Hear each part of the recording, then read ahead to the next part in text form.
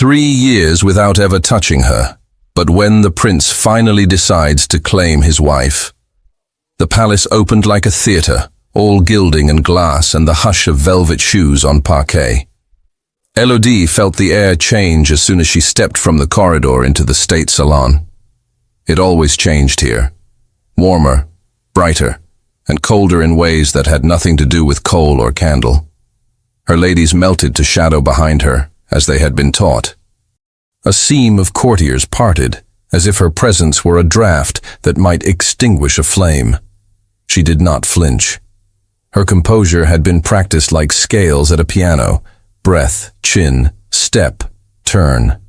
She entered as protocol demanded, eyes lowered, head inclined, hands quiet and folded. Her gloves were plain white linen, embroidered by a patient hand. Not Parisian lace. Her own thread, her own hours. The stitches crossed and looped in a pattern that meant nothing to anyone but her. They had been mocked once, gently, then not so gently. Tonight, they were just gloves. The chandeliers burned with 1,000 small suns. Wax scented the air, sweet and heavy over the sharper polish of oak. Musicians in the gallery tuned with soft obstinacy, one string insisting on a better note. Somewhere behind her, a woman laughed too loud and then coughed to cover it. "Those," someone murmured, not bothering to whisper. "She persists with them." "Perhaps she believes the court will change for her," another replied. "She believes nothing," a third said, soft as a pin sliding into silk. "She hopes. See how she stands." Elodie held her place at the edge of the dais, one step below where the royal family would receive presentations. That single step mattered. It announced that she belonged, and also that she did not, depending on the angle of the eye. She had learned to borrow power from small details. The settle of a hem, the measured turn of a shoulder, the refusal to blink when a glance expected it. She kept the unseen rhythm, hands together, fingers hidden by linen, the gloves warmed in the heat of so many bodies. She let her gaze lift just enough to catch the room as a painter would. Surface and line, light and shadow, without names. The master of ceremonies moved through the crowd like a ship through reeds. He traced the path from door to dais, lips moving around order of precedence, a staff balanced in his hand like a metronome for the entire night. He did not look at her. That was part of his courtesy. To see too much of her would be to admit that others had seen too little. A footman brushed past with a tray of cordial that went untouched. An envoy's wife adjusted a necklace as if the pearls might anchor her against an unpredictable current. Everywhere, small acts of steadiness.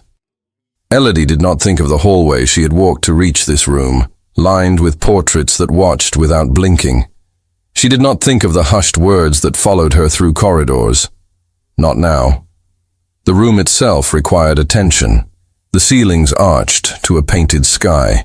The mirrors doubled and tripled the candles until faces glowed like saints and devils. A commotion at the far door rippled toward her like wind in wheat. She knew the cause before the door opened. Presence has a sound. It rides ahead of the person, a change in pitch, a shift in how people hold their chests, a pressure at the ears. She kept her eyes level and prepared to see him. He entered in uniform, dark cloth cut to a line that carried its own authority. Officers fanned behind him, a small wake of feathers and braids and bright metal. Advisors marked his pace like stones in a path, never quite in his way, always close enough to be useful. He did not look toward her. Adrian walked as he had been taught to walk, in a straight thought that took his body with it. He took in the room without appearing to. Faces, ranks, allegiances, the placement of chairs, the pattern of cards, the angle of the musicians' bows. He accepted bows and curtsies with a slight incline of the head that could be read as kindness or indifference depending on what one wished to see. An advisor gave him 3 names in a low voice, and the reason each name mattered. The master of ceremonies materialized at his elbow and murmured the evening's plot. Adrian's mouth barely moved in reply. He was a man inside a frame. He had learned to fill it without spilling. He did not look toward her. He knew she was there. The knowledge was a sensation more than a fact, the way one knows where a window is in a dark room. A coolness at a particular angle, a current. He allowed the awareness like one allows the temperature of the air, felt and ignored until it cannot be. The dais had been set. The chairs held the weight of history, without groaning. Adrian took his place near the throne, not on it. His father's seat remained empty tonight, by design.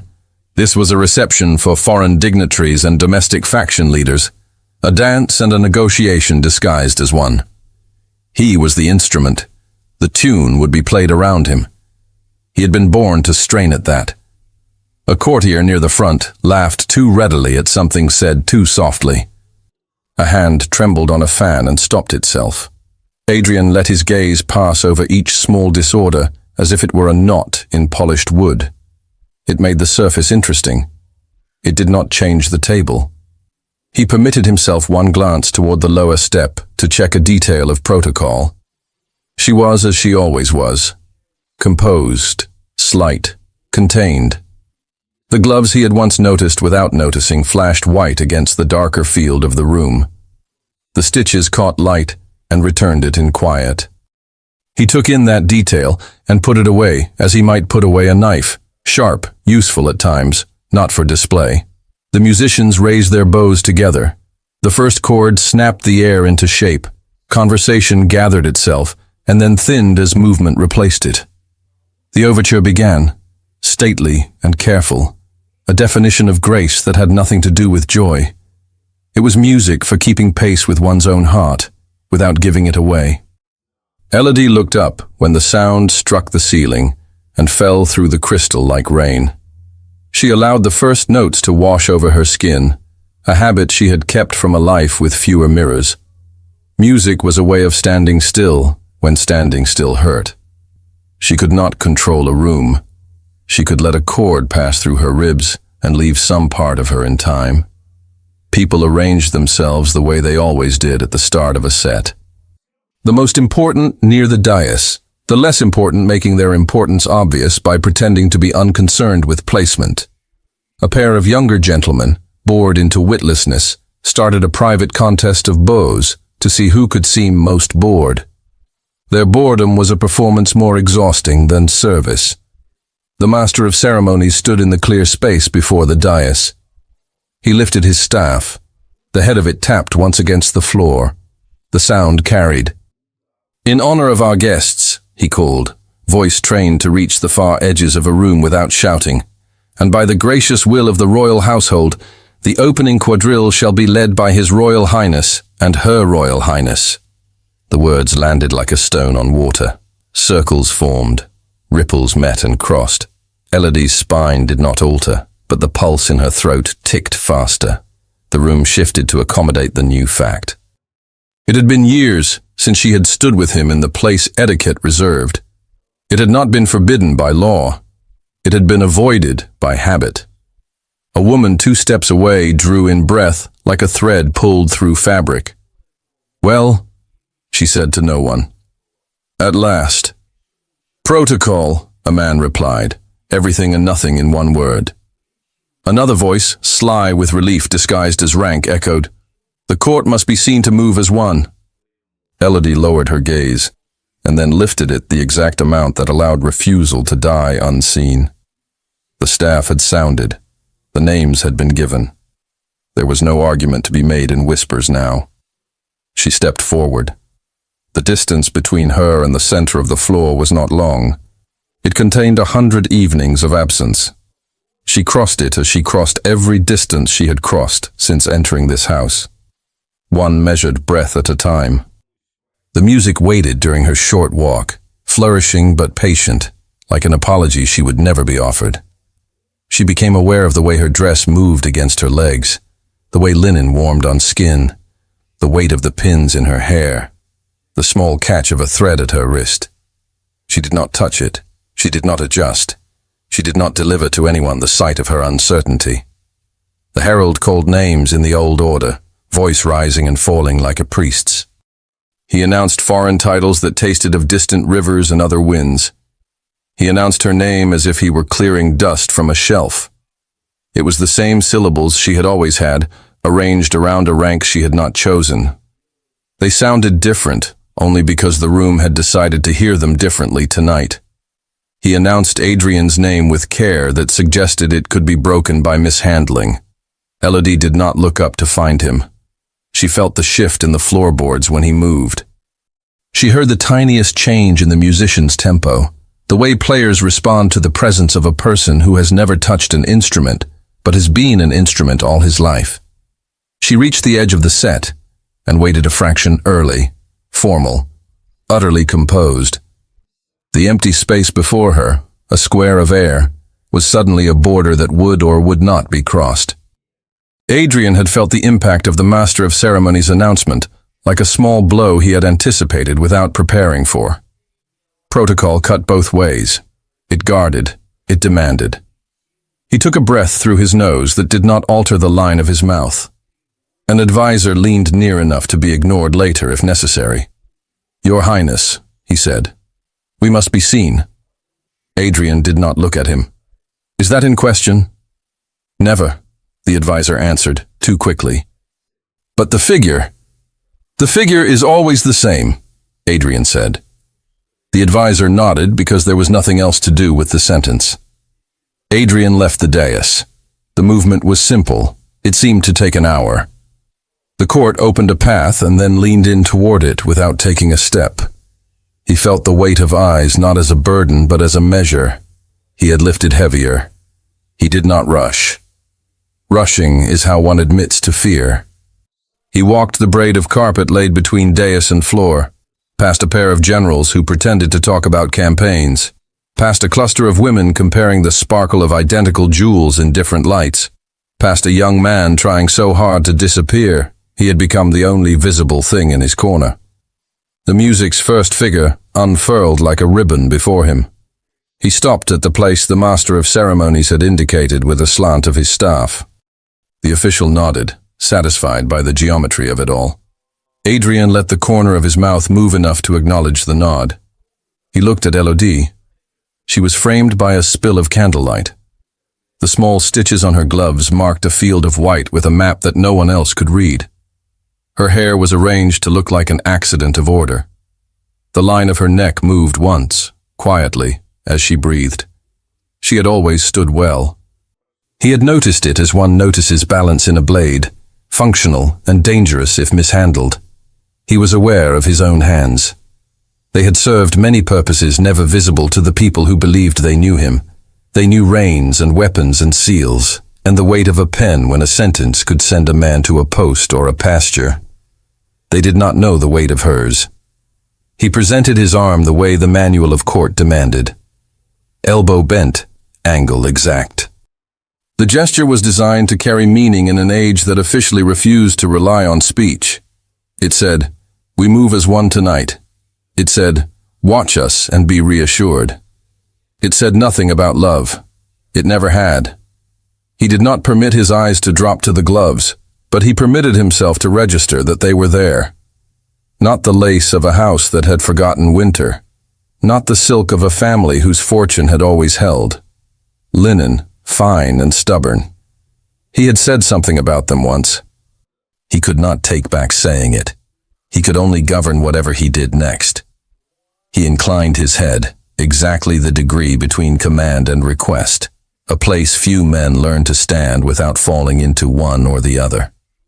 The Master of Ceremonies lifted his staff for the second time. The head tapped the floor again, and the sound leapt up into the chandeliers and came back down like a flock of birds turned all at once. "Mesdames et messieurs," he intoned, and his words were ceremony itself. The first figure. The orchestra swelled. The room leaned forward like a body poised to rise. To be seen leading was to be seen governing. To be seen governing was to be measured in every heartbeat and every misstep. Adrian knew it. Elodie knew it too. She stepped the smallest measure toward him. He matched it.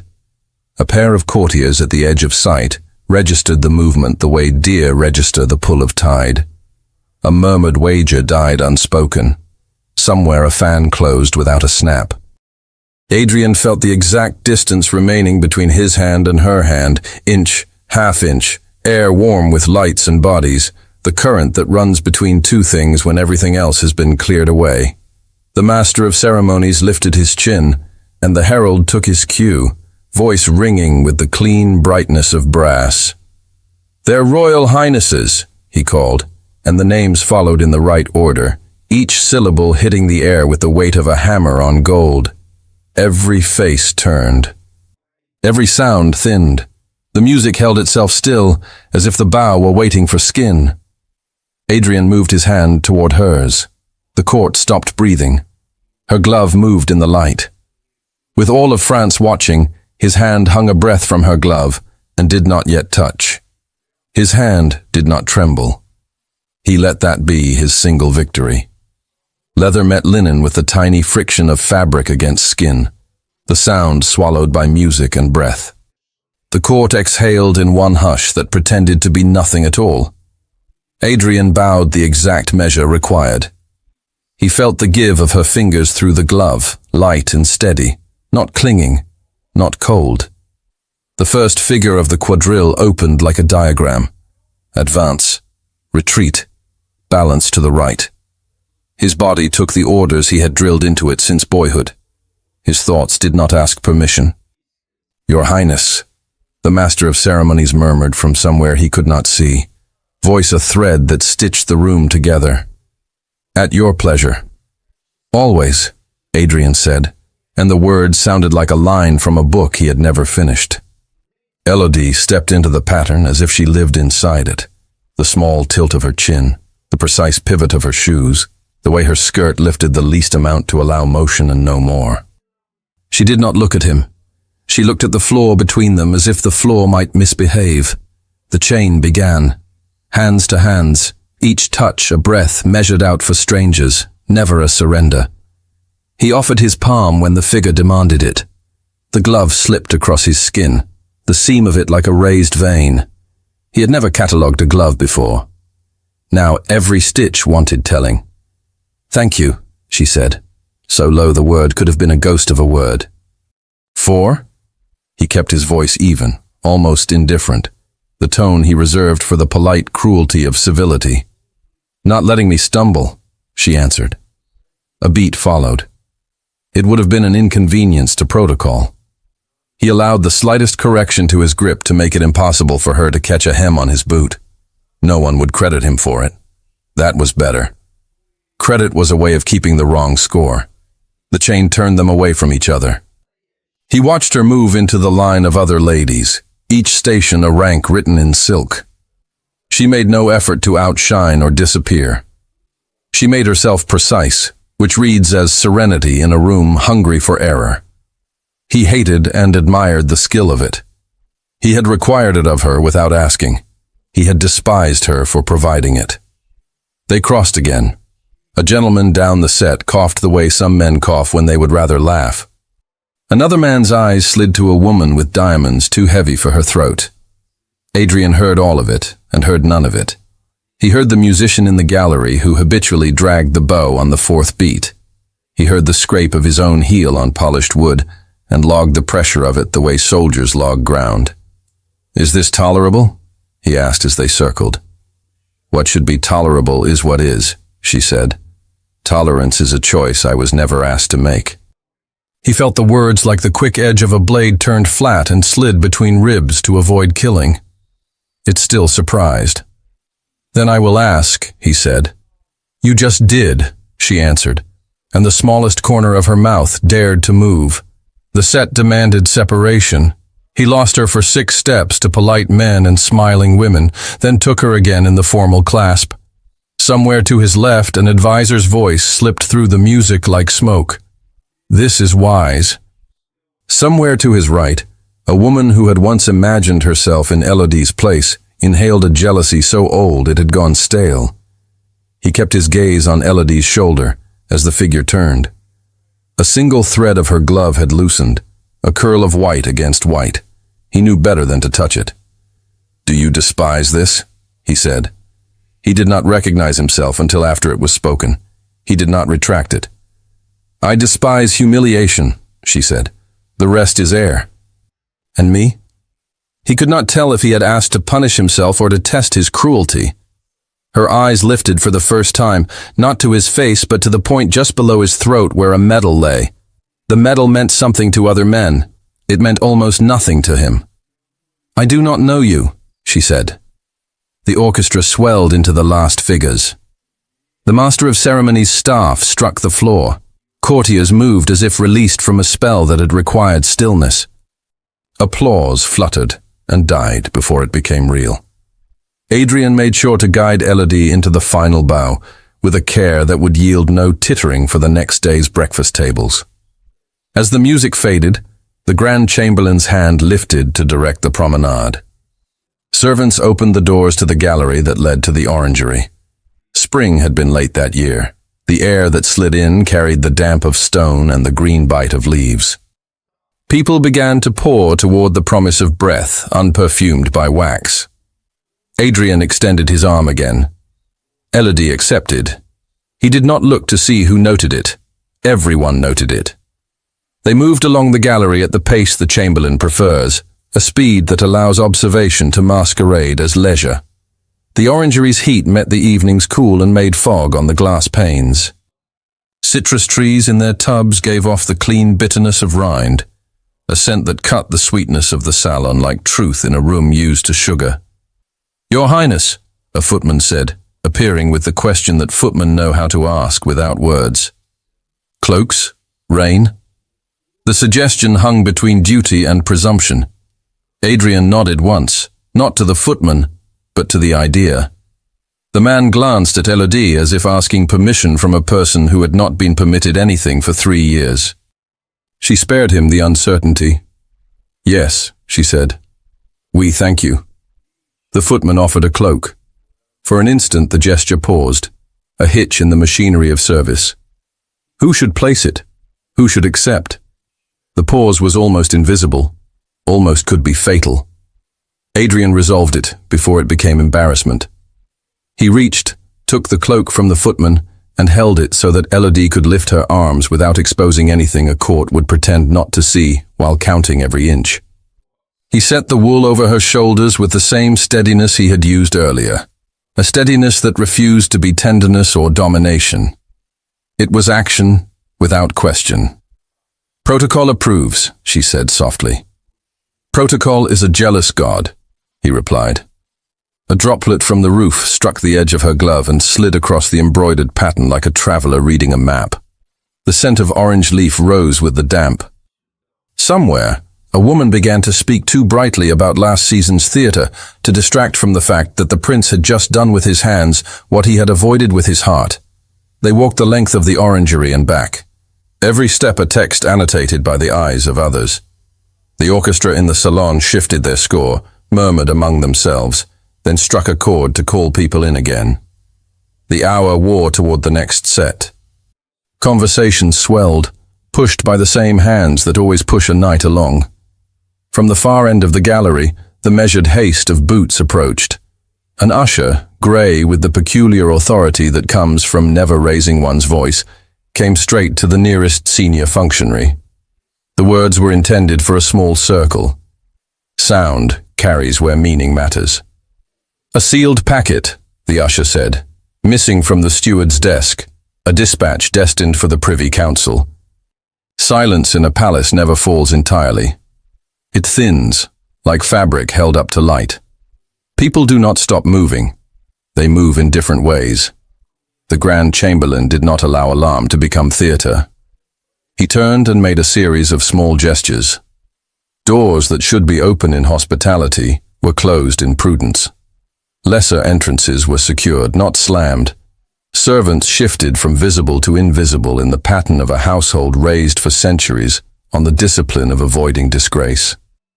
"Ladies and gentlemen," a brief pause, the Chamberlain announced, pleasant as a man inviting friends to linger over coffee. "The second set will begin shortly. Pray avail yourselves of the galleries." Adrian felt the current change. He did not feel fear. Fear was for circumstances that admit to surprise. This was something else. He glanced at Elodie. Her posture did not betray herself or him. She stood as she always stood, straight as a vow. An official in livery approached, his bow respectful without being abject. "Your Highnesses," he said, "might I beg a moment of patience in the antechamber, only while the attendants search, by your leave?" "Of course," Adrian said. Elodie inclined her head with the kind of assent that makes it unnecessary for anyone else to apologize. They let themselves be guided by the small pressure of choreography that turns events into inevitabilities. The corridor to the antechamber was narrow compared with the rooms they had just left. The sconces there burned low to preserve tallow. The stone held the day's chill the way stone holds its own counsel. A page opened the door, and they entered a room designed to be unimportant. 4 chairs, a small hearth, a window clouded by breath and weather. "We will return for you in a moment," the official said, already half-turned to carry out the order he had been given by someone who would never appear in the story. The door closed behind him. The sound of the latch falling should have been ordinary. Tonight, it was absolute. Elodie stood beside the window, hands inside her cloak, fingers still gloved. She did not take off the cloak. To remove it would have been to undress, even if only by a measure of wool. She watched the rain gather in long streaks that blurred the lamps in the courtyard into soft moons. She counted 3 breaths and let them go. She was not alone. That was the first fact. The second fact was that she had not been alone with him in a room that lacked a witness since the day someone had said they were married. She listened for footsteps outside the door. Footsteps came and went along the corridor. None stopped. None came in. "Should we call?" she said, not a question and not a suggestion, "to avoid misunderstandings?" "We could," Adrian said. He stood near the hearth and looked at the coals banked to red. "Or we could not. Silence is also a kind of statement," she said. "So is noise." She moved 1 step toward the warmth and stopped herself with a tiny contraction he saw in the line of her shoulder. She would not step toward him. Not for heat. Not for anything that could be read as a request. Her restraint had become a shield polished to a gloss. The mantel clock ticked not softly enough to be forgotten. The room smelled of damp wool and ash and the medicinal sweetness of orange from the corridor. Time was doing what time does, continuing because it refuses to do anything else. He did not know where to put his hands. At his sides, behind his back, on the chair, on the cloak. He had not realized he still held in one fist a fold of dark wool he must have gathered and brought without attending to it. He put it on the chair and let his fingers release the cloth. "Do you think?" he said, and stopped. He had begun a sentence he had not defined. "I think in different directions," she replied. "And then I stop thinking so I can breathe." "Practical," he said. "Necessary." And they were 2 pieces placed on a board without their consent, required to follow moves someone else had written. That had always been true. It felt less abstract here.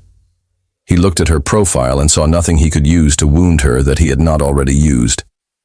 "You dance well," he said, "because the worst kinds of truth hide in the smallest courtesies." "I learned," she said. "From whom?" "From the room," she said, and the next breath carried a shard of humor. "And from watchfulness. It teaches something like grace." Rain knocked at the window with a finger of wind. The sound made the space feel even smaller. He crossed 2 steps toward the fire and took the poker, lifting a coal so that flame licked up like a secret breaking into speech. Heat moved into the air, slow at first and then noticeable. Elodie's eyes followed the flame. "They bolted it," she said, a fact noted about a door and a decision. He listened. The bolt had a particular scrape when engaged. He had heard it 100 times from the wrong side. "They will unbolt it," he said. "When they have found what is missing," she replied. "What is missing," he said almost to himself, and smiled without joy. He set the poker down with a care that contradicted the force he wanted to spend. Then he turned. He had brought himself to this room. That was true enough. He had also been brought. He could not decide which made him less free. "Say what you came to say," she said, eyes on the fire. "Or do not say it. But do not use the air between us to rehearse it." He did not answer for a beat. The clock took 2 ticks and announced the 3rd. He let the sound go into his body and out again.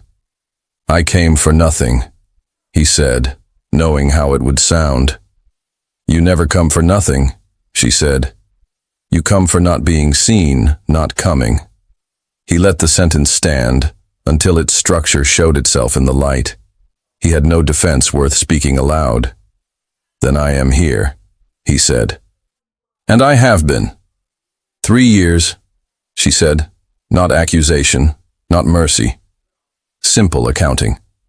He looked at the glove on her right hand, the small loop of loosened thread like a question. He had mocked it once. He could not unsay a thing. He could only stand differently until a different thing became visible. "Those," he said, tipping his head toward her hands. "You still wear them." "They keep my hands from being naked," she answered. "It is a kindness I can give to myself when other kindnesses are not available." He absorbed that. He had thought many things about those gloves. He had not thought of them as mercy. He took another step toward the fire because someone had to do something, and this did not require agreement. "You could remove them here," he said, surprising himself with the offer. "No eyes. And pretend the room has no walls," she replied. "The walls have learned to write." Outside, a servant passed with a scuff and a cough that sounded like an excuse. Voices moved, muted, doors opening and closing with the same rhythm as the music they had left. A pair of steps paused. The bolt scraped and lifted. The handle turned. The door swung in a fraction, and then stopped as a head appeared, cap damp with rain. "Your Highnesses," the voice said, respectful, cautious.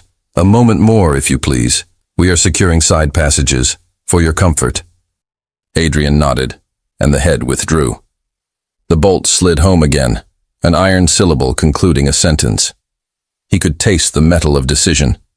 He did not want an audience when he chose. He had never not had one. That was the ridiculousness of a life like his. He had trained his body to move under weight.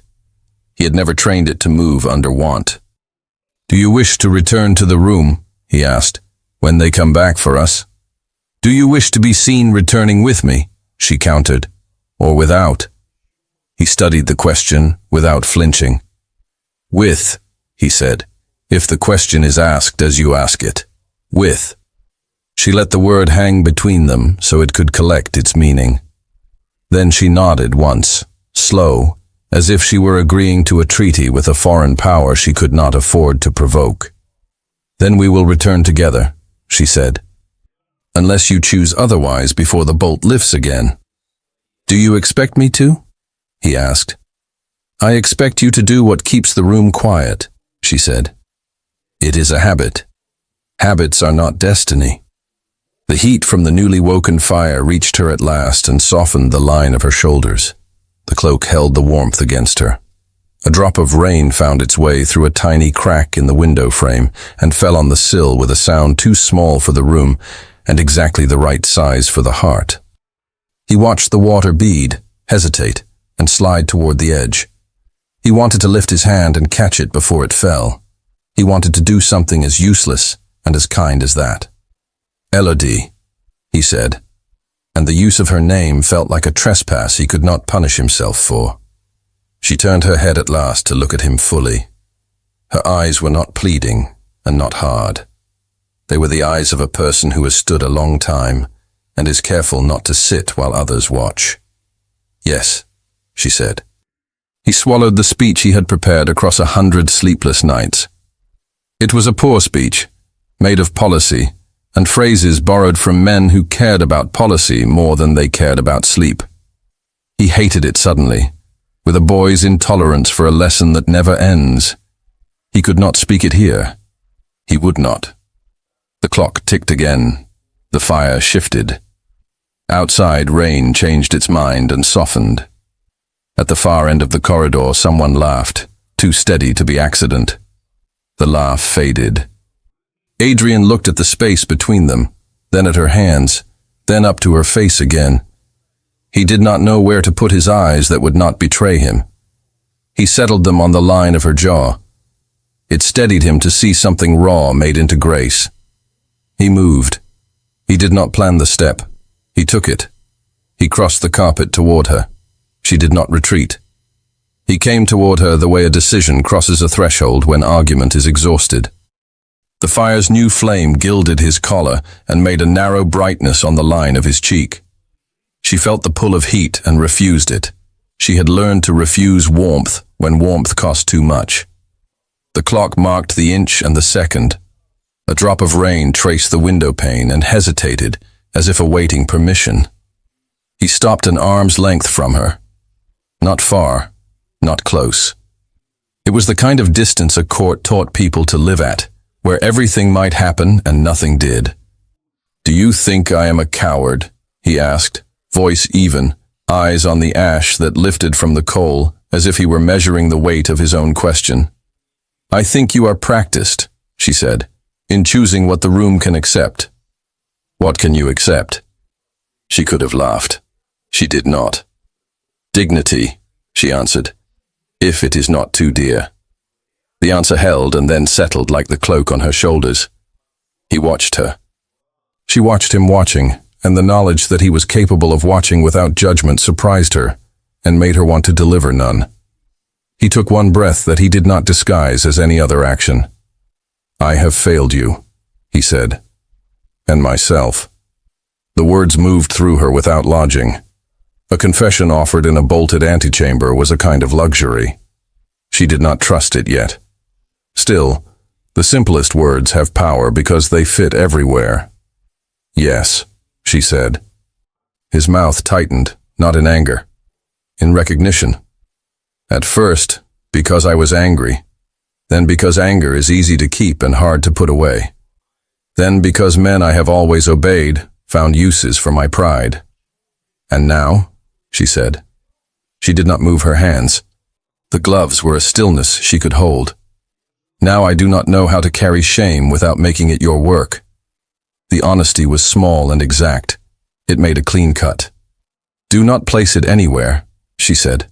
"Let it stand." "You would have me stand with it." "I would have you stand," she said, "with anything, or nothing. But stand." Silence opened, and did not become a wound. He took one slow step nearer. Heat reached the front of her dress through the cloak, and the smell of wool and ash rose and folded around them. His hands remained at his sides like two statements he had not chosen to make. Her hands remained within linen, fingers pressed together, palms damp and still. "I said once," he began, and the words faltered, then found their own light, "that your gloves were poorly chosen." "I remember," she said, and felt with wry detachment the small dignity of not rescuing him. "I was wrong," he said. The admission did not repair the insult. It did something quieter. It ordered the room correctly for one heartbeat. She breathed that heartbeat and let it go. A scrape outside broke the shape of the moment. The bolt lifted with a scar of iron on iron. An usher's head appeared in the doorway, cap wet, face disciplined. "Your Highnesses," he said. "The packet has been located. The attendants beg you to return to the ballroom for the second set." The decision had been made for them. It always was. Elodie bowed her head to the news as to a law. Adrian stood very still, then lowered his eyes once, as if before a blade. He turned, and she followed, without needing to be asked. The corridor felt colder. Voices in the distance folded over each other and flattened into a hum. A page ran past and stopped himself just in time to find dignity in stillness. The antechamber door closed behind them, with a gratitude the wood did not dare to declare. They re-entered the hall through a side entrance that put them near the musicians. The orchestra had found their pace again, a measured cheerfulness threaded with tension. The master of ceremonies saw them and altered his pattern with the practiced grace of a man saving a fragile porcelain. His staff came down in a tap that meant, to those who knew, that a schedule had changed and no one should notice. Eyes flicked and dismissed and returned. The court was a school for pretending. Elodie felt the weight of gaze at her shoulder and let it slide. Adrian's step did not falter. The Grand Chamberlain's hand lifted, and the room arranged itself as if nothing at all had occurred in the galleries, as if no door had been bolted, no packet gone astray. The second set could begin. The Master of Ceremonies glanced at his slate and approached Adrian with a small bow that meant apology without guilt. "Your Highness," he murmured, "the next dance with Madame of rank, as agreed." He gave the name softly, satisfied that Adrian knew it and that everyone else did too. Adrian inclined his head. Refusal would be a decision louder than acceptance. He extended his arm in the direction indicated. Elodie stood aside, with the other women who were neither favored nor altogether passed over, in a line that had its own etiquette. The angle of knees, the direction of eyes, the permission given to lips to alter shape when something worth savoring or scorning took place. Adrian offered his arm to the noblewoman allotted by protocol. She was everything the court had been. Polished, quick at pleasing, careful with malice, the way one is careful with spice. He did not look closely enough to grant or deny her any wound of his making. "Your Highness honors me," she said. "I honor the order," he answered, and let the words serve for all he could not say. He moved into the set with automatic grace. The floor met his heel and released it. The line of gentlemen advanced. The chain of ladies turned. Music stitched figures together and turned them into a whole that looked like enjoyment at a distance and duty close to. He did what he had been trained to do. He made his body invisible, except as a sign. He felt Elodie at the edge of the room as one feels a promise made in the morning pressing on the evening. He did not look at her, and yet he saw. The first figure completed itself. The second asked for an attention he gave it and did not. He was there. He was elsewhere. "Is the air too warm for your Highness?" his partner murmured, a question wrapped in concern and calculation. "It is as it is," he said. "Everything is," she replied, with the glimmer of someone who hoped to be clever with the air. He gave her nothing to hook her cleverness on. He had learned too late that generosity to the wrong hunger cost other people's peace. The set demanded a turn with his partner that placed his palm over her glove for 3 beats. He counted them the way a man counts when waiting for pain. He did not hurry them. He did not prolong them. When the turn released, he felt something like relief and filed the shame of feeling it. On the far side of the room, the Master of Ceremonies conferred with the Grand Chamberlain, both men arranging human furniture with such skill that no one would see the strain. Servants passed with wine no one wanted. A young officer told a story about a horse as if it mattered. An ambassador practiced the art of wearing a face that had no country. Elodie focused on breathing the room into something she could stand within. She had learned to shorten her attention to the length of her own hand, the fold of the glove at the wrist, the seam she had reinforced after it frayed last season, the tiny curl of thread that had lifted when it should have lain flat. She would trim it when she returned to her apartments. The thought of a needle and a quiet chair steadied her more than any voice could. She watched the set, because not watching would read as sulk or rebellion, and she had no appetite for making the work of existing even heavier. Adrian's back remained an argument written in good ink. He danced with the noblewoman as with a mirror. He gave her the portion a prince gives when position requires nothing else. The music shifted into the change that signals approaching completion. Elodie let her breath lengthen. She could endure one more figure, one more bow, one more smile for the woman at her left, whose perfume gave her a headache that would need a quiet room and a wet cloth later. She could endure. A disturbance began at the far end of the floor, not loud.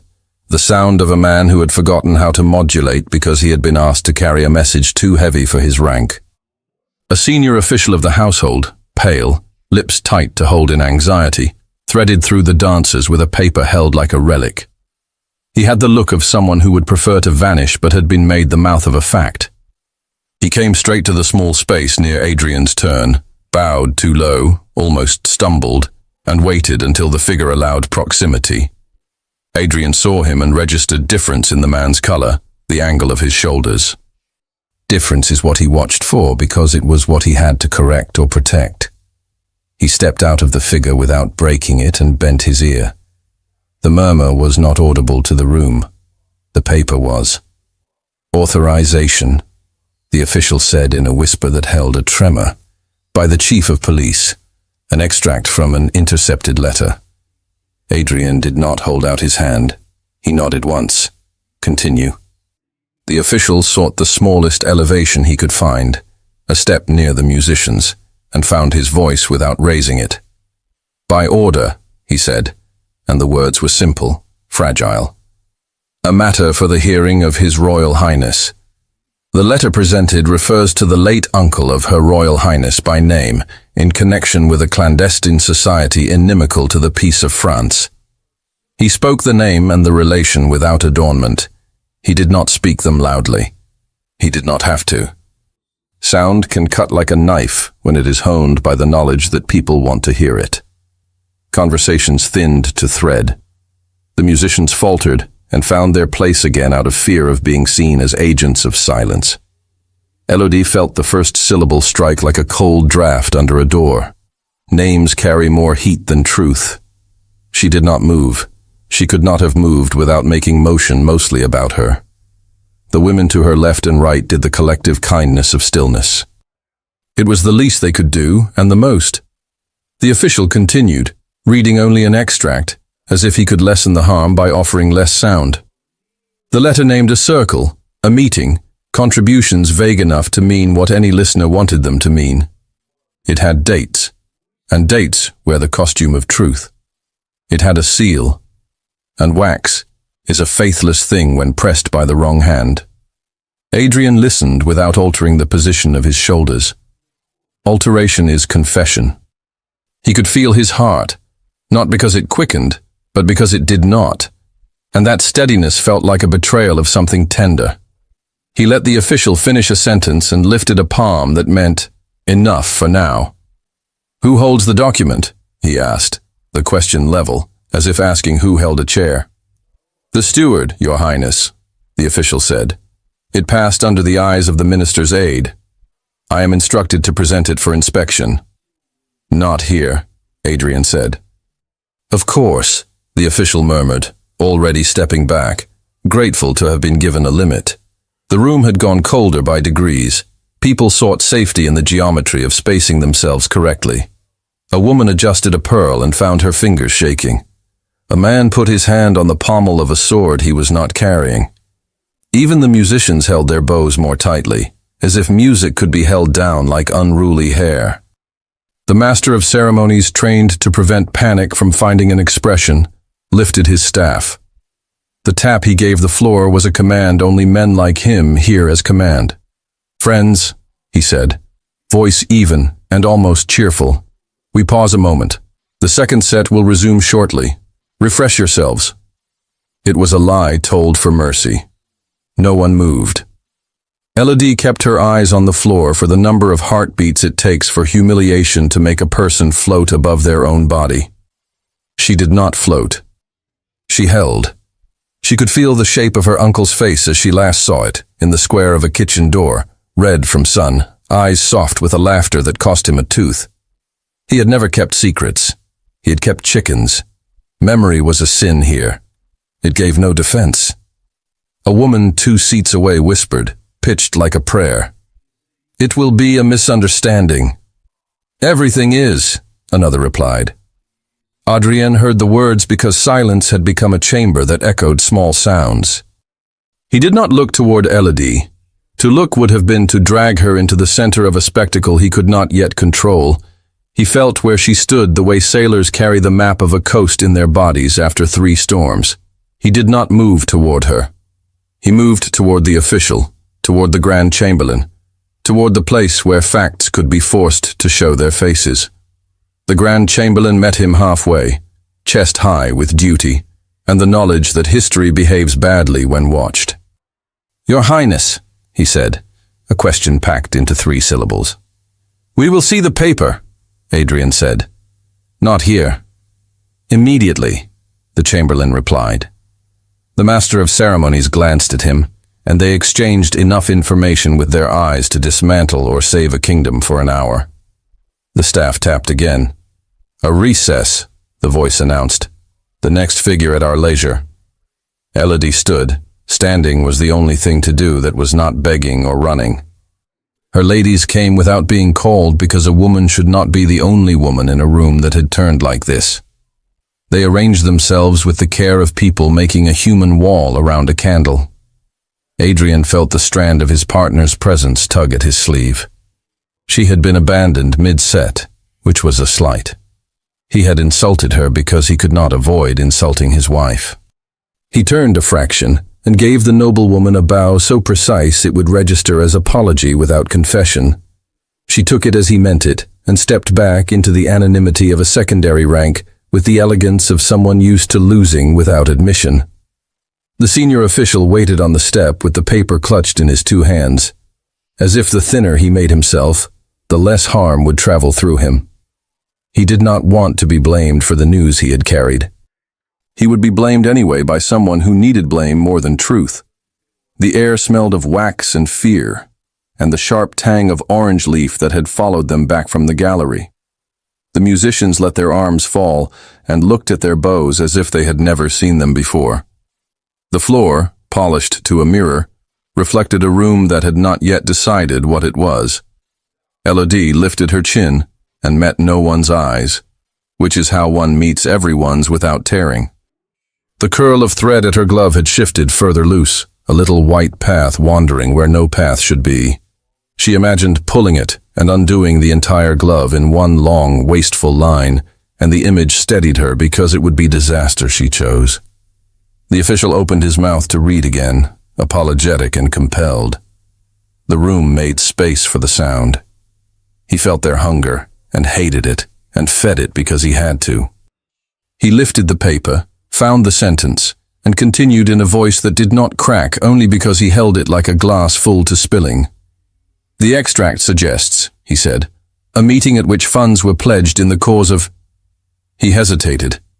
He could not say the word without making it a flag in the room. "Certain ideas against the peace," he finished, and the cowardice of his phrasing did nothing to blunt the blade. Elodie did not blink. To blink is sometimes to concede. Adrian let the words come and settle, and then did not let them sink. He stood taller by the width of a breath. He turned to the court with the expression that tells men he will suffer them only so long as they deserve it. He drew in air to speak. Every eye in the room fixed on him, waiting to see whether he would defend his wife or let the room devour her. Adrian did not let the silence grow teeth. He drew breath and looked once to the Grand Chamberlain, once to the Master of Ceremonies, and then to the room that had sharpened itself on the name just spoken. "This will be examined," he said, voice even, edged by a patience that did not quite reach warmth. "Not here." It was not the sentence Elodie needed, and he knew it as he spoke it. He felt the room receive his decision with relief, the kind of relief that spares itself at another's expense. The official bowed too deeply and clutched the paper as if a wind would take it. The Grand Chamberlain gestured. The Master of Ceremonies tapped his staff. The figures of the quadrille collapsed without disgrace into a recess. Adrian turned to where Elodie stood and found her already standing. She did not look at him. She arranged her face as one arranges a shelf that must not fall. The two ladies nearest her moved with her as if they had rehearsed this exact posture for this exact hour. He wanted to say a word to her that would throw a rope across the distance he had just described with "not here." Etiquette, which had saved him often enough, forbade it. "Your Highness," the Grand Chamberlain murmured, a question made of 3 syllables and 200 years of habit. "The withdrawing room," Adrian said. He did not offer his arm. He did not give the court another gesture to eat. He moved, and the court made a path, and Elodie passed through it with the bearing of a woman who has learned to carry herself as a wall carries weight. Straight, because collapse would be loud. They entered a smaller chamber paneled in pale wood and ideas of calm. Ministers and senior courtiers arrived in a drift, as if the wind had blown them there, Footmen poured wine that went untouched because to drink would be to admit to having mouths. A clerk brought a ledger. A scribe stood with sand ready to dry the signatures that would be offered like oaths and broken like sticks. Adrian did not sit. The paper was set upon a table with a cloth that had been woven for prettier purposes. He looked at it without touching it. The seal had been broken and laid back down. Wax does not forget. Its surface bore a new gloss that did not belong to an old press. He leaned closer. The impression was imperfect in the corner where the dye had been too hot or the hand uncertain. He did not smile. A smile here would be mistaken for victory. The chief of police's authorization hung off the bottom like a borrowed sword at the belt of a boy. A signature that had weight in a street carried another in a palace. Adrian held the two facts in each hand. Chain of custody, he said. An understeward, sweating with the effort of giving the right answers in the right order, named the hands through which the paper had passed. Twice he hesitated. Once he looked at the minister's aide without looking. The aide kept his face like a wall painted with a door that led nowhere. "Fetch the clerk," Adrian said to a page, and the boy flew. He examined the handwriting. The letters were careful, obedient to models. The slope of the hand spoke of a man taught by a certain master, whose flourishes belonged to a later decade than the date written at the top of the page. Adrian put his finger half an inch above the line and did not touch. The clerk arrived with sleep in his hair and fear in his eyes. He bowed until it became dangerous. "You copied this?" Adrian asked. He could make his voice carry authority without drum or trumpet. It was an old skill. "At the request of the minister's aide, Your Highness," the man answered, looking at the floor the way a man looks at a well when he hopes it holds water. "He said it would preserve the original, which had been poorly kept." "He told you to alter the date?" Adrian said. "No, Your Highness," the clerk stammered. "The date was as in the original. Only the seal." The aide's head turned a fraction. The clerk stopped speaking. Adrian saw the motion and made a note in the quiet place where he kept knives. "Only," he prompted. Only that the seal was no longer clear. The clerk whispered, each word a separate surrender. A fresh impression was taken. I did not hold the die." Adrian's gaze moved to the aide. He did not ask the man to speak. He waited the way one waits for a man to push himself off a wall he is leaning on, knowing he will either stand or fall. The aide lifted his chin by a degree. "The integrity of the crown sometimes requires—" He paused, searched for a better phrase, and found none good enough. "Clarity," he finished. "Clarity," Adrian repeated, as if the word itself were under inspection. He shifted his attention to the Grand Chamberlain. "The registry," he said. "The parish where the uncle died. The notary who recorded it. Send for the records and for any letter kept by the curé concerning that household. And send to the prefecture to alert them to our request." The Grand Chamberlain signaled. Pages left the room like arrows. The scribe wrote names. Sand fell. The smell of ink rose like a small force. Adrian drew himself to full height with no flourish. "While we wait," he said, "there will be no further discussion of this matter in the ballroom. We will receive guests with civility. The musicians may retire." No one contradicted him. The habit of obedience is a comfort when the floor tilts. He felt the nearest advisor shift his weight, as if preparing to argue a softer course. Adrian did not look at him. He looked at Elodie. She sat where her ladies had guided her, a chair that faced the room without offering cover. Her hands lay in her lap, the gloves as white as a thing grown in darkness. She lifted her eyes and met his without accusation. That somehow made the room quieter. He crossed the space between them. A path opened among men who cannot bear witness when two people decide something that will alter how the rest of them live. He stopped at a distance that would not be named scandal and would not be named carelessness. The room listened to air. "If you wish to withdraw," he said, the sentence shaped to be heard by her and understood by all. You may. Her lips parted. She drew breath and changed her mind about the first answer. I will not leave the room that names me, she said. He felt the blood in his hands, a sensation as old as swords. He inclined his head by a measure that belonged to gratitude and could be mistaken for approval. He turned and let the minister see his profile, not his eyes. Proceed, he said. The night thickened. The reception was dismissed by layers. The door to the great hall was held open long enough for a line of foreign envoy wives to pass, then closed long enough to comfort a minister who needed closing to do the job his tongue did not. Footmen walked the corridors with the discretion of men trained to make sound useless. The palace shifted into the machinery that had moved through other crises, each so different a century apart that they had come to look alike. Adrian stood so long that the chair behind him ceased to exist as an option. He did not want the posture of sitting. He wanted the posture of standing against a thing that killed better men than him. He called for the aide again.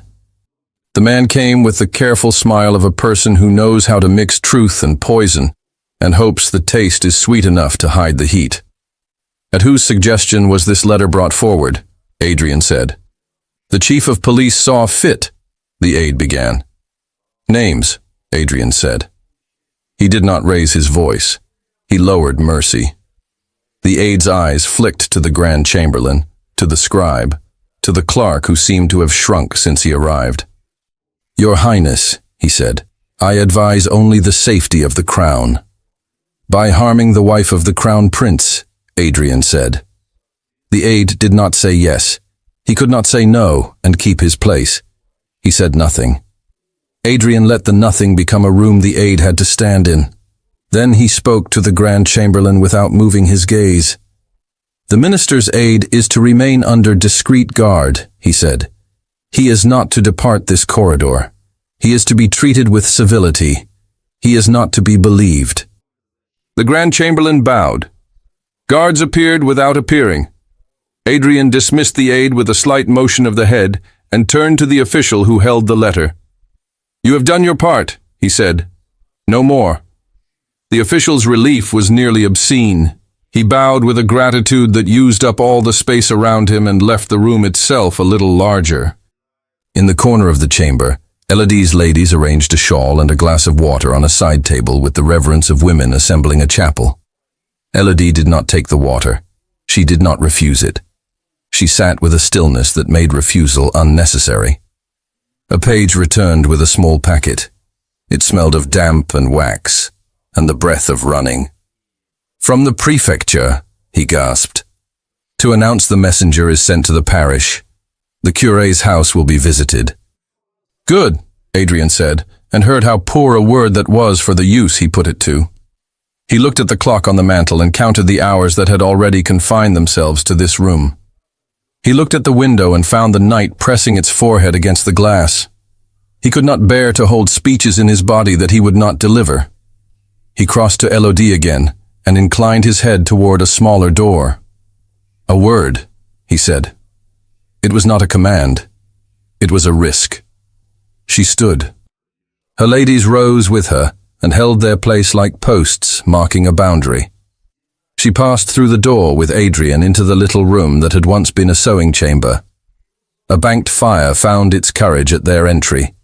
The walls remembered women's talk and needlework, and kept their counsel. I hesitated, he said, before he could find a way to make it prettier. Out there. Yes, she said. I thought I was protecting you by giving the room a process instead of a fight. You gave them room to decide how to think of me. He took the blow and did not move. I will correct it at dawn. You cannot correct what has not yet been acknowledged, she said. Only alter what it becomes. A log shifted in the grate and sent a column of sparks up the throat of the chimney. They watched the light, as if watching it would teach them something about staying. I was brought up to believe that feeling is a nuisance to be cleaned away before work begins, he said. I mistook you for a feeling. A sound left her that was almost the breaking of a laugh, and almost the breaking of a glass. And now? Now I find I cannot begin without you. he said, and hated how simple and expensive the words were. She took them as one takes a coin to pay for bread, not as an ornament, not as a promise. Then begin, she said, with what we can do. He nodded once. Your curé, he said. He may have letters.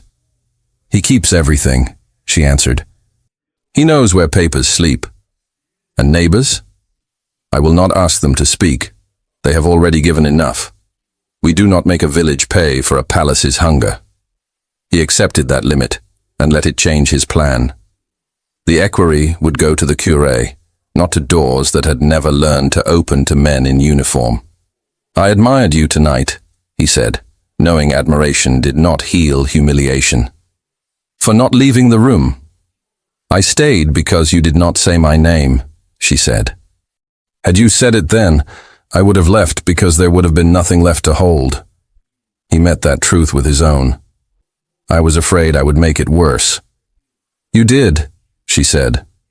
Then, after a breath, but not in a way that cannot be mended. He closed his eyes for a moment. He let himself have that. Then he opened them and returned to work. The corridor filled and emptied like a lung. Notes came and went, some with seals still warm, others with the dust of archives on them. Adrian handled each without haste and without the performance of haste. Performance is for rooms he will not be in. The ledger recorded names and pages. The scribe shook sand and cleared his throat when it would help no one. Toward the darkest hour, the clerk was brought again, this time without the aid. He confessed what was already obvious. He had copied. He had been told it was necessary for the safety of the state. He had seen the seal repressed. He had not asked the questions he should have asked, because questions are expensive when a man needs his position more than his pride.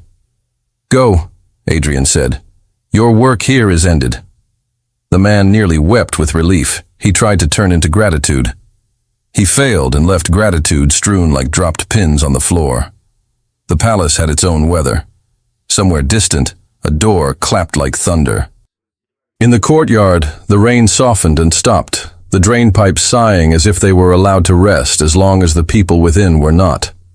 Toward dawn, a courier in the livery of the prefecture arrived, wet, breath short, eyes bright with the triumph of a man who has brought a paper faster than a horse should run. He presented stamped confirmations. The parish register bore the entry for the uncle. Name, date, cause of death, listed in the old hand that had outlasted 2 governments. Fever, not a barricade. The notary's record aligned. A letter from the curé arrived with a second courier only minutes later, folded and sealed in a manner that looked like a prayer. It testified to the uncle's service in a royalist levy during the uprisings and to small acts of charity no one keeps track of unless they mean to remember a man kindly. Adrian read each, not once, not twice, but until the shapes of the letters ceased to be art and became texture. He let the truth settle where anger had wanted to live.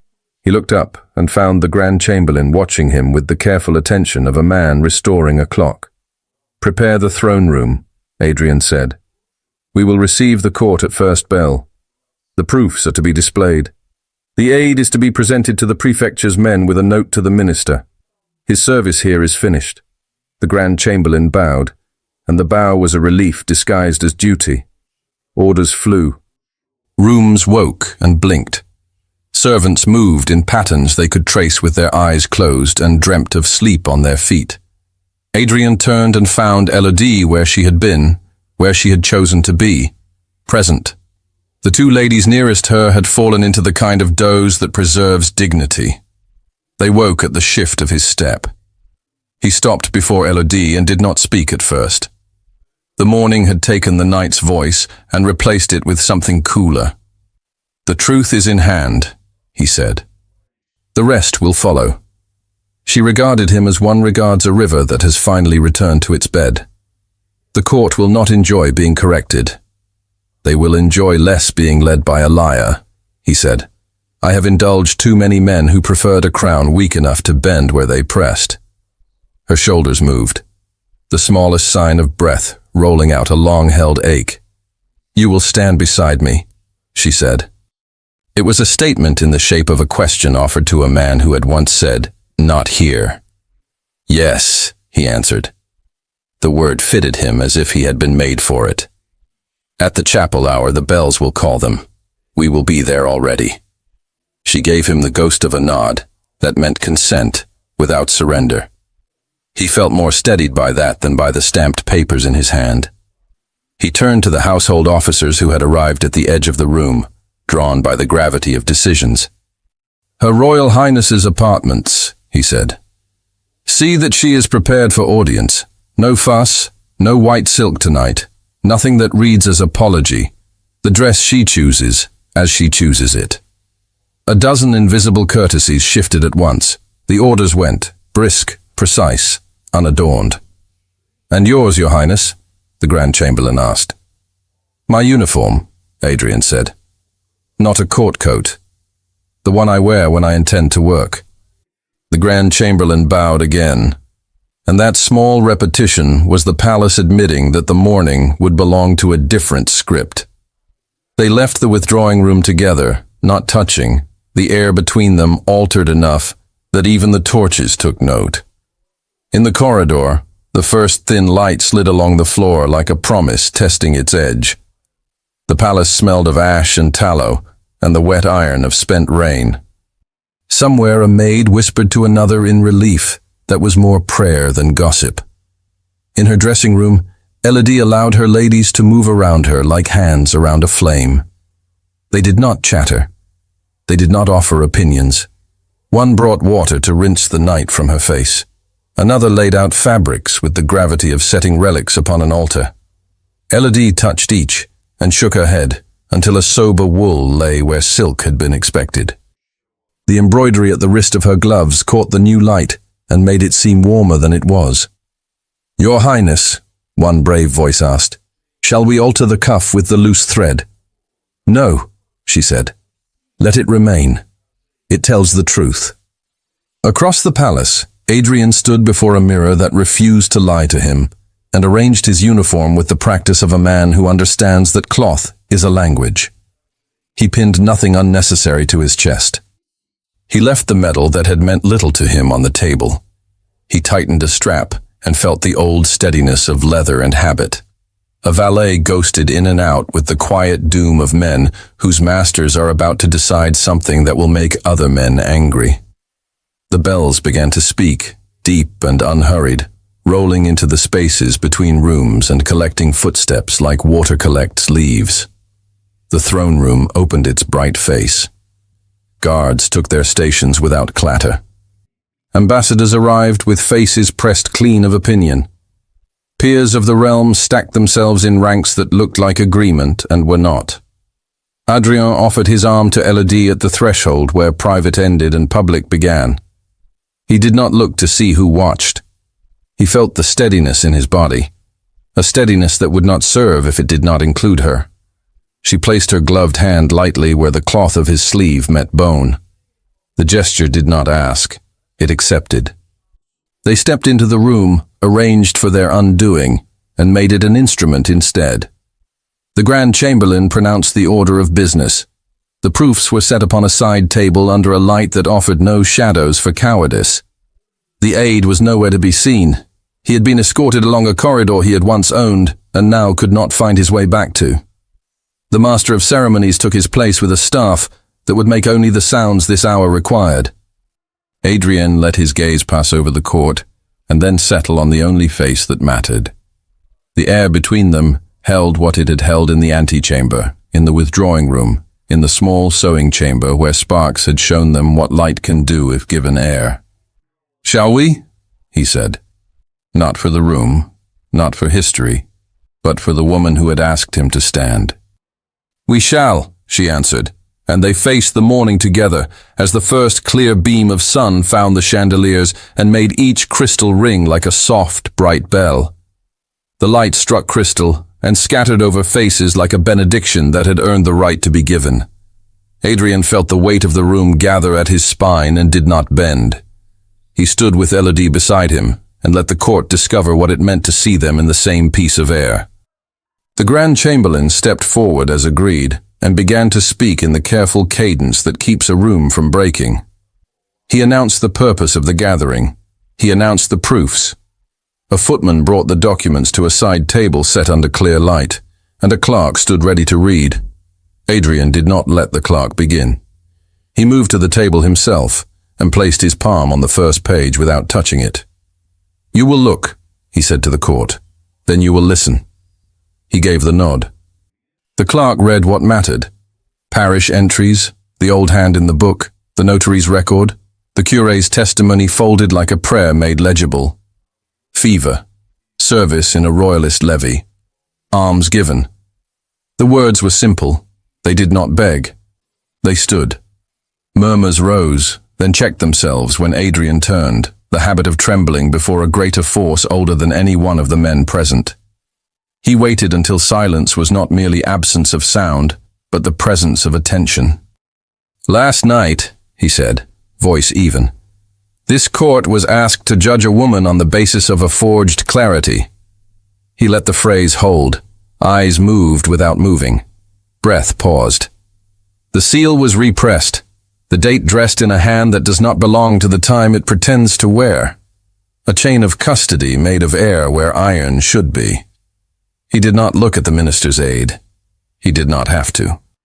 Guards at the door stood with a new kind of stillness that announced a man had already been invited to wait in a room that was not a room. "And because of that," he continued, "you were invited to measure my wife as if she were a risk rather than a person." The word wife entered the space and rearranged it. Men who had never used it for her felt their throats constrict around syllables they had not yet made. Adrian took one step toward Elodie. He did not make a show of it. He made a decision. He pivoted so that the court could see his profile and her face at once. He lifted his right hand and removed his glove, a small everyday act that could carry a country in it. He held her gaze for the briefest moment, an asking without words, an answer without sound, and took her right hand, still in the embroidered linen she had refused to change. The fabric caught on the callus at the base of his fingers. He did not let go. He raised their joined hands to his chest and pressed the back of her glove against the beat everyone could see and no one could feel. He laid his bare palm over it, the shield and the admission at once. "You will not speak of her as if she were a question," he said. "She is the answer to the only question that matters to me. And to the crown, she is what her title declares. Not shadow, not if, not apology, her royal highness, my wife." The words were not loud. They carried because he let them be true. Elodie stood, still, the glove warm where his hand covered it, her breath catching once, and then finding a new pace. She did not look at the floor. She looked at him, and then at the people who had taught her to look at no one. A line that had held for 3 years gave way inside her without collapse. The master of ceremonies, quick to understand what sound must come next, brought his staff down with a single measured tap. The court bowed like a field in wind. Some did it because duty had reminded them of itself. Some because relief had. A few because the sight had done what arguments cannot. Adrian kept their hands together through the bow. He did not release her to accept any man's genuflection. When the room lifted, he looked to the Grand Chamberlain. "Make it known," he said. "The document is false. The man who pressed the false seal is in custody. The household will not entertain further slander under my roof." The Grand Chamberlain's bow contained his agreement and his gratitude. He gestured. The aide was led quietly from the doorway by officers who knew the difference between spectacle and justice. Adrian turned back to Elodie. He did not hide. "The apartments of the Crown Prince are henceforth shared," he said, "for the room, but also for her. Beginning tonight. The privileges that have belonged to her in letter will belong to her in fact. If you doubt me, do not come to dinner." There were a few smiles that were not unkind. The court is taught to enjoy a sentence that nails down more than it appears to. Elodie felt the flicker of laughter under her sternum and refused it only because laughing here would be to accept too many apologies at once. She inclined her head the smallest degree, a gesture that made the promise inside his words a pact. The Grand Chamberlain raised his staff. "Shall we proceed to the chapel?" he asked, and it was not a question. The procession formed with the soft speed of habit. Guards lifted halberds. Ambassadors settled their mouths into the shape that reads as neutrality from any angle. Peers aligned themselves. Adrian offered his arm and did not receive permission in it. He received assent. They moved under the great doors and into the cool that a chapel keeps for itself even in bright weather. Stone held the morning. Voices fell as if they wanted to be kept. The chapel's light was bright without glittering, settling on faces and wood and the edges of kneelers like a hand knowing where to press. They took their places side by side at the front, knees bent, hands folded. Silence rose up clean. A chaplain began the brief service appointed for Thanksgiving. He did not lengthen it. He did not take it for himself. He read the psalm that speaks of steadfastness and the other that speaks of mercy, binding truth. Adrian let the words roll over the parts of him that needed to be washed without asking for explanation. He had never been a man of long prayers. He had been a man of orders. He found, not for the first time today, that he wanted to be a man of vows. He lowered his head. He did not close his eyes all the way. He saw Elodie's gloved hands beside him resting flat, the embroidery catching a small tremble of light. Without thought, without strategy, he turned his hand and found the back of hers with his knuckles. Not a grasp, not a claim. A contact like the first two notes of a melody that had waited at the edge of being written. She did not pull away. She did not look down. She let the touch exist as the fact it was. They stood when the service called them to stand. The chaplain intoned the final words, and the wish for peace did not sound like a formality. As they stepped into the side aisle to leave by the nearer door, Adrian leaned closer without breaking the careful space. "When we go out there," he said, almost without moving his lips, "whatever they see, let us see each other." "I already do," she replied, voice a breath that felt like heat in a cool room. The inner gates opened. The outer courtyard unfolded like a held breath at last exhaled. Pensioners and townspeople had gathered since dawn, a press of bodies kept at a respectful breadth by a line of guards who let hope come as far as was safe. The murmur that rose at the first sight of them was not the polished sound of a salon. It was the sound of cobblestones and hands that work, and eyes that believe what they can see. Adrian felt the hum move through him and carry away nothing he could not afford. He stepped with Elodie into the light that had been waiting for them, and did not lift his hand to shelter his eyes. He wanted to feel burned if burned was what truth would do. "Show them," he said under his breath, a request he had not rehearsed. She looked at him as if he had finally asked the right question.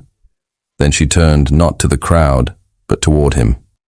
He raised their hands again, not with the drama of a man who loves drama, but with the precision of a man who knows when to let the earth tilt. He pressed his lips once to the linen at her knuckles. The texture of the embroidered thread met his mouth. It tasted like work, and a quiet he had not deserved and needed. There was a sound from the courtyard that lives in none of the manuals. It was not a cheer. It was not a prayer. It was a human sound that happens when a crowd feels that something difficult has chosen a simpler path. They did not linger. They let the moment belong to others, because they had claimed enough inside. The guards parted to allow a small passage along the edge. The sun had strengthened without becoming cruel. They made their way toward the gallery, toward the orangery and the garden, because walking after ceremony is how one learns to breathe again. In the shade of the citrus leaves, warmth gathered without weight. Drops from last night's rain still held in the cups where leaf met stem. A gardener worked with his head lowered and found a reason not to be exactly where he was. The orangery glass threw back a softened version of the day. Adrian slowed. The silence between his ribs was new. He did not fear it. He turned to her. The cloak she had worn last night had been set aside in favor of the sober wool she had chosen for mourning. The glove with the loosened thread remained her choice. He did not touch it yet. "May I?" he said, and reached into the space between them as if reaching into a river, whose current he accepted rather than fought. "You may," she said, and offered the smallest movement of her wrist. It was enough. He held her right hand again and felt the warmth of it through linen. He lifted it to eye level so that he could see the embroidery close, the pattern she had made without asking permission. The tiny loop of errant thread curled like a new thought. "You will not mind," he said, "if I am careful where I should have been bold, and bold where I should have been careful." She breathed once and let the breath change the shape of her mouth. "Not if you tell me which is which. I will spend the rest of my life learning," he said. The sentence came out unadorned. It did not wobble. She looked down at their joined hands. The cuff had a bit of damp from the earlier morning, a faint, darker white at the seam. "Take it," she said, not quite a command, not quite a surrender. He understood at once. He slid his fingers to the glove's hem and paused. "Here," he said, and his tone asked more than the word did. She tipped her chin. "Here." He peeled the glove back slowly, turning it inside out over knuckles that trembled, because the air was cool and because the air was air. Her skin, when it met light, did not startle the day. It confirmed it. He did not look around. He did not perform this for anyone's eye. He folded the glove the way one folds a letter written and read many times, every crease remembered by the paper. He smoothed it with his thumb only once. Then he slipped it into the breast pocket of his uniform, the pocket set near where men tuck things they cannot fight without. "It stays," he said. "Here." Her hand, bare now, hovered in the air between them, as if unsure of its rights. He took it, palm to palm, flesh to flesh, the oldest treaty. He did not close too tightly. He did not hold loosely enough to abandon. He let their hands learn each other with the patience he had not offered his own heart. She felt the beat she had felt through linen, and now without. It did not frighten her. It anchored her. She raised her eyes to his, and found no one else there. "You have given me back my name," she said. "I will give you back your sleep. And if I cannot sleep—" He meant it, but his mouth softened around the words. "Then we will walk the galleries until you can," she said. "And when the court whispers, we will let it be wind." He inclined his head like a man receiving good counsel. "I am sorry," he said. And the words did not seek to cancel. They sought to join. "I am not a ledger," she replied, gentle. "There is no sum that balances. There is only the day ahead." He smiled then, a small, startled thing, as if he had been forgiven by a weather he had thought would always break on him. "And the night," he said. She did not flinch. "And the night," she answered. And the mention did not scorch. It warmed. They began to walk between the tubs of trees, as if discovering a house they had lived in separately. The gardeners pretended to see a pest on a leaf. A footman turned away and studied a hinge with a devotion that would have impressed an engineer. Even the sparrows decided not to interfere. Adrian did not speak for a few steps. Then he did. "When I stood in that room and said, 'Not here,' I believed I was sparing you the heat of a fight. You spared the fight and lit the slow burn instead," she said. "No bitterness, knowledge." "I meant to be a shield," he said. "You were a wall," she corrected. "But walls can be leaned against if they do not push back." "I will be a door," he said, half ashamed of the clumsiness and fully committed to the work. "You will be a man," she said, and the word had never sounded so exact. "And I will be a woman. And we will be what the crown can be when it remembers it is worn by people." They reached the last of the orange trees, the one nearest the corner where the glass trapped the sun just enough to warm a stone bench. The bench wore a line of moisture like a veil. He swept it away with his sleeve without ceremony and without asking her to sit. He sat first. It was a small rebellion against the habits that had starved him. She joined him. The closeness made speech unnecessary. The smell of citrus held them in a room no one else could see. After a while, minutes filled with light rather than silence, he turned his face slightly toward hers. "I will make apologies to those who must hear them," he said. "Not because they deserve it, because truth does." "Begin with yourself," she suggested, eyes soft on the orange leaf that trembled without moving. "Then the rest will not turn to performance." He nodded. "I have not touched you," he said, the sentence made of years. "You are touching me now," she replied, looking down at their joined hands. He looked too, perhaps to confirm that it was not borrowed from someone else's life. He raised her hand, slow, asked the question with his eyes, and when she did not shake her head, brought her knuckles to his mouth once more. This time, fabric did not soften the contact.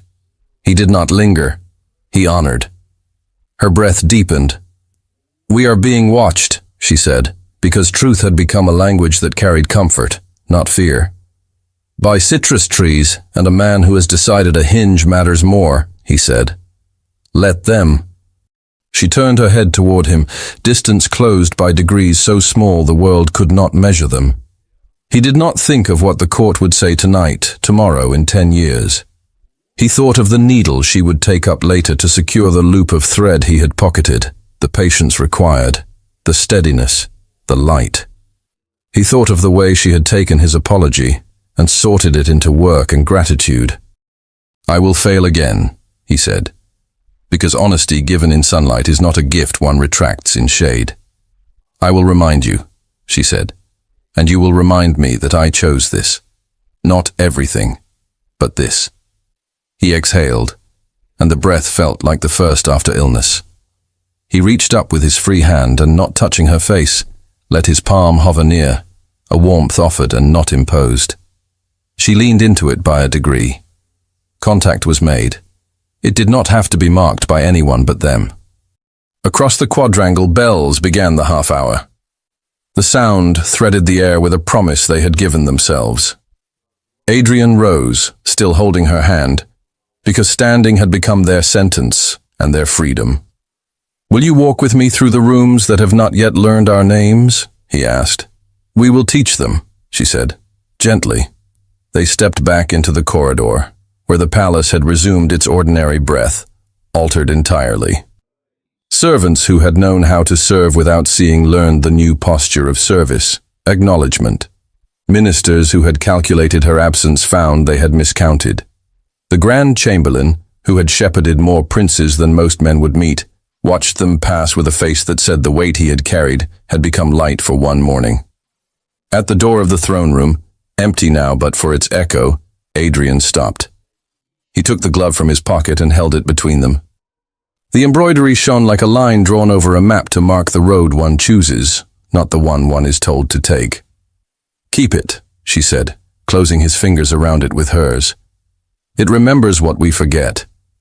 "It will live here," he said, tapping his chest above the pocket, "where the crown should sit before it is raised." She smiled. Not the ghost of one, not the careful one, but the one no room could demand and no book could teach. It changed her face in a way that made him want to change every room she would ever be asked to stand in. They began to walk again, the sound of their steps a quiet answer to the questions that had kept them apart. The garden's scent followed them into stone and wood. The light moved with them. The court adjusted itself as courts do when they decide to survive. The city outside took the news in like weather changing for the better. He did not let go of her hand. She did not ask him to. The glove in his pocket warmed with his body and with the life he had finally chosen to feel. They moved forward together, not as spectacle, not as performance, but as two people whose names had returned to them, carrying a crown that weighed less because it was held by 4 hands. Thank you so much for listening to this story all the way to the end. We hope it moved you as much as it moved us while telling it. We'd love to hear your thoughts. Leave us a comment telling us where you're listening from and what you liked the most. Rate this story from 0 to 10. What score would you give it? If you enjoyed this story, don't forget to subscribe to the channel and leave a like as a show of support. That really motivates us to keep creating and sharing more stories full of emotion and life lessons. And before we go, we want to remind you that an exciting and heartwarming story recommendation will appear on the final screen. If you'd like to enjoy it, just click on the video. Thank you once again for being here, and we'll see you in the next story.